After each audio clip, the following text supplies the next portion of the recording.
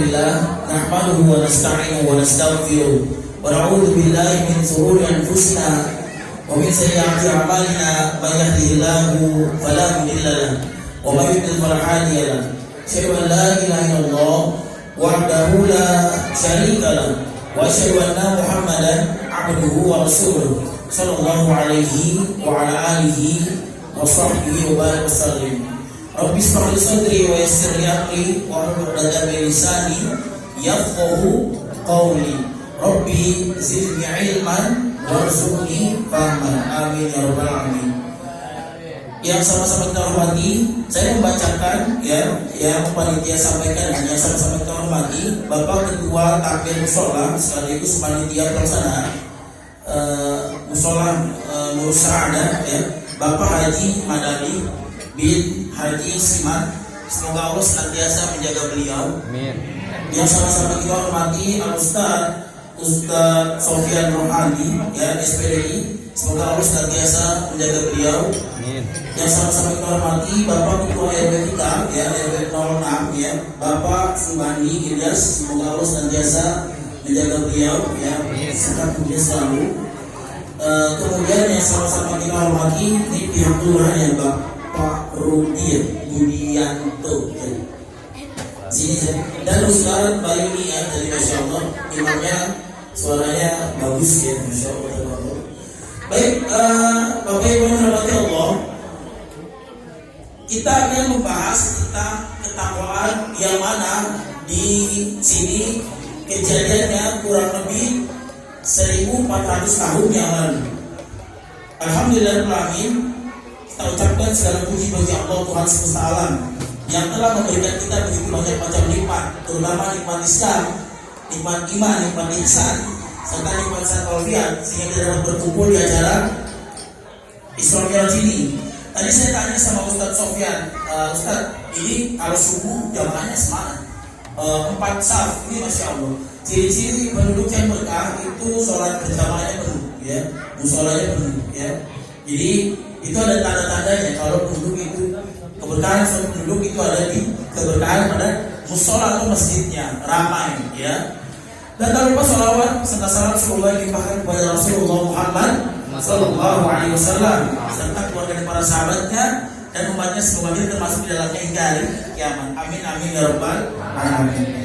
Yang pertama, hikmah dari Isra Mi'raj adalah ketakwaan. Yang nomor 1 adalah perintah sholat.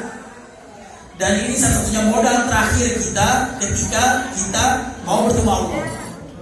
Allah Subhanahu wa taala berfirman, "Wa aqimus shalah," dan dirikanlah salat, "wa atuz zakat," dan tunaikanlah zakat, "warka'u ma'ar raki'in," dan rukulah bersama orang-orang yang ruku. Al-Baqarah ayat 43. Kita diperintahkan untuk sholat berjamaah, yang ikhwan, yang laki-laki, yang akhwat, ibu-ibu di belakang sana diperintahkan boleh di rumah. Tapi saya mau membalik sedikit keadaan dulu 1400 tahun yang lalu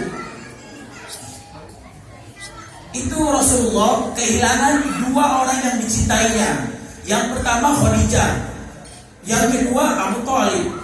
Yang pertama Khadijah dan yang kedua Abu Thalib. Khadijah ini hidupnya kurang lebih 25 tahun bersama siapa Rasulullah. Dan Rasulullah paling lama monogami. Rasulullah paling lama istrinya 1. Dan kalau poligami lebih sedikit, kurang lebih 10 tahun atau 15 tahun. Tiba-tiba apa? Rasulullah kehilangan dua-duanya nih. Yang suka menjaga, yang suka memberikan uang, yang menopang Islam dengan hartanya Khadijah, dan Abu Thalib pamannya yang suka melindungi. Dan ini disebut tahun kesedihan Rasulullah. Tiba-tiba apa? Rasulullah ingin menjatuhkan dirinya kemana? Ke bukit. Lalu dipegang oleh malaikat Jibril. Dan Rasulullah dibahagiakan oleh siapa? Oleh Allah dengan datangnya jin Nusaybin. Diriwayatkan di hadis yang sahih, jin Nusaybin itu bentuknya kepalanya seperti kepala kendi, kupingnya panjang, kemudian pakaiannya putih semua, badannya besar, hampir setengah Ka'bah, tinggi besar, kemudian ngumpul semua, lalu didatangkan semuanya dan dimudahkan untuk membagi syahadat semua. Akhirnya Rasulullah tersenyum. Rasulullah tersenyum dan bahagia. Kemudian tak lama kemudian Jibril alaihissalam mendekati pertengahan malam. Tidak disebutkan waktunya kapan, cuman para ulama mengatakan sekitar jam 11 atau 12. Datanglah malaikat Jibril. Untuk apa? Untuk membelah dadanya Rasulullah. Dibelah dadanya. Ustaz, dibelah pakai apa? Pisau lah? Bukan. Ya. Pakai apa? Pakai sesuatu yang bisa membelah dadanya. Dibelah dadanya, lalu diambil hatinya. Dan ini yang kedua kali dilakukan. Oleh siapa? Oleh malaikat Jibril. Yang pertama di usia 6 tahun, yang kedua mau diangkat, mau dijalankan kemana? Kemana? Ke langit ke-7. Dibuka, kemudian dia dicuci dengan air zam-zam. Dan piringnya dengan piring apa? Emas. Tiba-tiba apa? Tiba-tiba Rasulullah sedang didatangkan hewan yang bernama buruk. Burung ini bukan seperti teman-teman lihat di kartun ya, kepalanya ada pisaunya panjang, kemudian warnanya putih, ada sayapnya, bukan. Di riwayat Imam Bukhari bahwa Rasulullah mengatakan burung itu lebih tinggi daripada keledai dan lebih pendek daripada kuda. Jadi anak-anak teman-teman semua ini kalau melihat itu seperti apa? Di antara keledai dan di antara kuda, ya lebih pendek dari kuda, lebih tinggi dari kuda. Dan warnanya putih keemasan, warnanya putih keemasan. Jalannya itu khilafiyah di antara pendapat. Ada yang mengatakan langsung terbang, ada yang mengatakan lompat-lompat seperti kanguru. Tapi saya mengambil pendapat yang lompat-lompat seperti kanguru, seperti kehidupan mata. Kalau kamu datang ke Bandung, Ustaz Jaka lagi diam, kamu ngedip langsung nyampe naik burung. Kamu mau ke Bandung, Ustaz Jaka sekali ngedip langsung nyampe ke Bandung naik burung. Saking cepatnya burung, misalnya seperti itu. Oh kita iya, saking cepatnya, dahsyat. Tiba-tiba apa? Diperjalankan oleh Subhanalladzi, Maha Suci Allah, Asra bi abdihi, yang memperjalankan hambanya.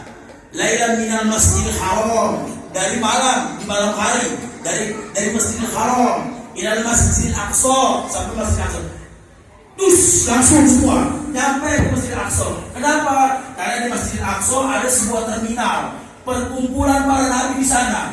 Jadi teman-teman yang nanya, Ustaz, kok nggak langsung aja dari Mekah ke atas? La yajuz, la yumkin hada, nggak mungkin. Kenapa? Karena di Masjidil Aqsa tempat berkumpulnya para nabi. Tahu jumlah nabi berapa? Jumlah nabi 124.000 di dalam Musnad Ahmad. Dan jumlah Rasul berapa? 315. Semuanya berkumpul di Masjid Aqsa. Nungguin siapa? Nungguin Rasulullah Sallallahu Alaihi Wasallam. Semuanya kumpul masuk situ. Lalu burungnya diikat di masjid. Lalu Rasulullah mengimami seluruh nabi.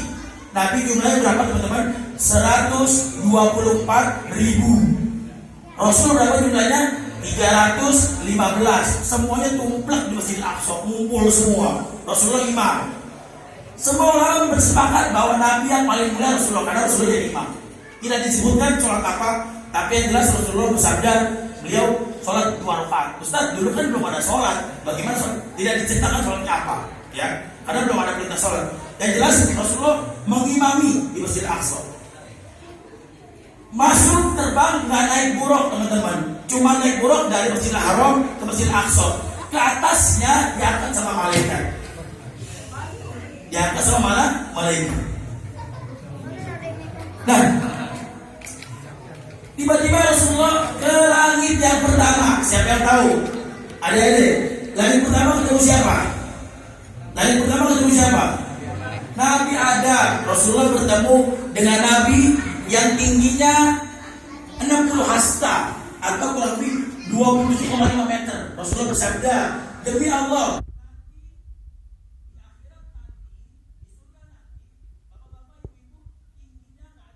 semua laki-laki 60 hasta, sekitar 27,5 meter. Perempuan 17,5 meter. Kalau di sini sekarang laki-laki hotel 15 lantai lah. Kalau perempuan pot kelapa dewasa. Ya, jadi tingginya seperti itu. Hadis riwayat Bukhari. Ustaz, usianya berapa? Semuanya 33 tahun. Semuanya, nggak ada nenek, nggak ada kakek. Semuanya muda, 33 tahun semua. Masuk ke langit pertama, ternyata dunia cuma sekoin. Langit yang pertama padang pasir yang luas dan ada pintunya, diketok. Assalamualaikum. Waalaikumsalam. Siapa kamu? Aku Jibril. Dengan siapa? Dengan Muhammad. Apa keperluannya? Aku diperintahkan Allah untuk masuk langit pertama. Ketemu Nabi Adam. Pas ketemu Nabi Adam, diucapkan nubuah, selamat. Kamu saya ucapkan selamat. Karena apa? Karena kamu berhasil menjadi Rasul. Diangkat. Oh, terima kasih. Lalu di sebelah kanan ada yang tertunduk lesu. Sebelah kiri ada yang semangat. Yang sebelah kanan kenapa? Tertunduk lesu. Dia orang yang masuk neraka. Sebelah kiri dia orang yang masuk surga. Tidak lama percakapan lanjut ke langit yang kedua. Ternyata langit yang kedua sepadang pasir. Langit yang pertama sekoin. Jadi makin lebar Ustaz. Betul, makin lebar. Gede, makin lebar, gede. Makin besar. Asya Allah singgasananya Allah. Langit yang kedua ketemu dua nabi. Yang palanya dulu digergaji masuk dalam pohon. Namanya siapa? Nabi Yahya dan Nabi Isa. Dan nabi yang masih hidup sampai sekarang cuma satu. Nabi siapa? Nabi Isa alaihissalam. Betul. Lalu aku bertemu dengan laki-laki yang rambutnya basah tapi tidak ada airnya. Dan usianya 30 tahun, 33 tahun. Dan dia masih hidup sampai sekarang. Siapa dia? Nabi Isa. Dan aku bertemu dengan sahabatku, saudaraku yang kepalanya dipotong pada saat masuk ke dalam pohon. Siapa itu? Nabi Yahya, Zakaria. Jadi kalau Bapak Ibu nonton Jejak Rasul di Trans 7, lagi kunjungan ke makamnya Nabi Zakaria atau Yahya, itu ada kotak di sebelah. Itu benar palanya, betul palanya. Karena jasad Nabi utuh, gak dimakan tanah. Rasulullah bersabda, ada 3 jasad yang tidak dimakan tanah. Apa? Jasad para nabi. Yang kedua, jasad orang yang mati syahid. Yang ketiga, jasad penghafal Quran. Itu utuh, gak bakal mati. Setahun yang lalu saya disuruh memindahkan jenazah di Tanah Abang yang udah kaku, udah 20 tahun, dibuka masih utuh. Ternyata dia seorang tukang cendol. Anaknya 13-nya ustadz semua, penghafal Quran semua. Dibuka masih utuh mayatnya. Ustadz jangan nih. Kaget dia, panik. Masih utuh, masih wangi kayak kafan biasa. Dia cuma tukang cendol. Ditanya, ditelusuri, ternyata anaknya 13-nya penghafal Quran semua. Dan dia itu masih tahu, ini kisah nyata, bukan si kancil mencuri ke timur, bukan. Ya, atau Dajjal versus Firaun, bukan. Ini kisah nyata, terjadi, kejadian setia. Baik, lanjut ke langit yang ketiga. Ternyata sama, langit yang ketiga juga seperti itu. Sama, langit yang kedua seperti koin, langitnya besar. Ketemu siapa? Nah, manusia terganteng di abad ini, ya, di dunia ini. Dari Nabi Adam sampai kiamat siapa? Nabi Yusuf. Rasulullah bersabda, demi Allah, separuh ketampanan seluruh alam diberikan kepada Yusuf. Kalau digabungin laki-laki ganteng dari zaman Nabi Adam sampai hari kiamat, setengahnya punya Nabi Yusuf. Oh, kayak gimana tuh Bu? Setengahnya punya Nabi Yusuf. Ibu ngeliat gak pingsan tuh mati, bisa mati, ya, saking gantengnya. Iya, langsung koma. Ustaz, kalau kita ngeliat, saya ceramah tadi subuh. Ini ceramah yang kelima, nih keempat. Ustaz, kalau kita ngeliat Nabi Yusuf pingsan, enggak mati. Ya, ibu bisa mati. Kenapa? Saking gantengnya. Ibu-ibu kalau ngelihat cowok ganteng cuman begini, Masya Allah, ganteng kita semua ini. Dia enggak yang lihat Nabi Yusuf langsung enggak. Ngomongnya apa? Ini bukan manusia, ini malaikat. Ngomongnya begitu. Ada enggak yang puji kayak begitu? Enggak ada. Enggak ada orang yang puji kayak gitu. Ini bukan manusia nih, ini mah malaikat. Enggak ada. Kalau ibu-ibu muji, kok ganteng loh, cakep loh, hidungnya mancung loh, dia begini, putih loh gini. Ini enggak, ngomong langsung. Yang ngomong siapa? Zulaikha. Ratunya yang ngomong, dia bukan manusia, ini malaikat, saking gantengnya. Dan terpotong 4 tangan. Rasulullah bersabda, sesungguhnya Allah memberikan ketampanan seluruh alam kepada Yusuf, setengah kepada separuh taman seluruh alam. Hadisnya sahih riwayat Bukhari Muslim. Lanjut ke langit yang keempat. Lalu ketemu siapa? Nabi yang pandai menjahit. Siapa yang pandai menjahit? Nabi siapa? Idris. Siapa? Idris. Tidak banyak percakapan kepada Nabi, hanya diucapkan selamat, kamu jadi Nabi dan sebagainya. Coba saya ulang. Ustaz ulang ya, adik-adik ya. Langit pertama ketemu siapa? 2 Yahya Isa. 3 Yusuf. 4 Idris. 2 4 3 1. Kamu harus hafal ini, jangan tiktokan hafalnya. Harus hafal ini. Oh gitu Ustaz. Seperti itu, oke? Jangan hafalnya parboy doang, ya. Ngerti ya? Baik. Lanjut ke langit yang kelima. Ketemu siapa, Pak? Tuh. Langit yang kelima ketemu siapa? Nabi yang membantu Nabi Musa, karena Nabi Harun. Nabi siapa? Nabi Harun. Kenapa Nabi Harun membantu Nabi Musa? Karena Nabi Musa dulu waktu masih kecil, diriwayatkan dari Syekh Sahih, itu ditemukan masih bayi. Firaun mau membunuh bayinya. Lalu Asia, wanita solehah istrinya mengatakan, jangan bunuh dia anak yang baik.